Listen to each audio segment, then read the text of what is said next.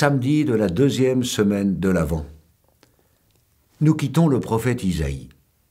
Et c'est un extrait du livre de Ben Sira le sage que nous entendons, qui fait l'éloge du prophète Élie.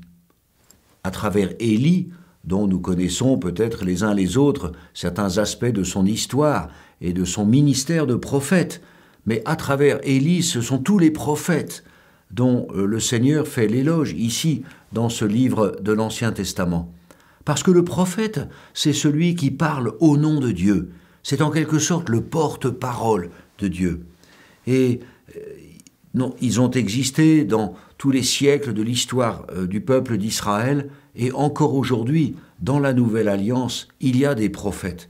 Il y a ceux qui sont envoyés pour parler au nom du Seigneur, pour réveiller ceux qui se sont endormis, pour remettre debout ceux qui sont tombés, pour faire revenir à Dieu ceux qui se sont éloignés.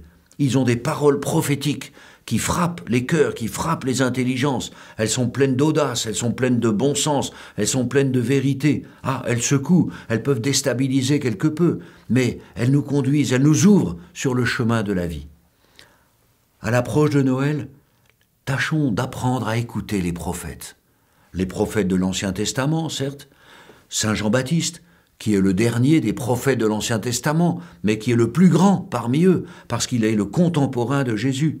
Tâchons d'apprendre à écouter Jésus, qui est vraiment la parole même de Dieu, qui nous est donnée, mais aussi les prophètes qui sont venus après lui, les apôtres, les martyrs d'hier et d'aujourd'hui, tous ceux qui, au nom du Seigneur, proclament un message de vérité, un message de foi, un discours plein d'espérance.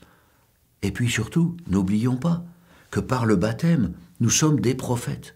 Et chacun d'entre nous est appelé, ça pourra être un axe d'effort pour aujourd'hui, à se demander comment il est le porte-parole de Dieu. Est-ce que notre vie est en cohérence avec le discours que nous professons dans notre « Je crois en Dieu » ou dans notre mission de l'annonce de l'Évangile? Soyons des prophètes à l'écoute des prophètes qui nous ont précédés.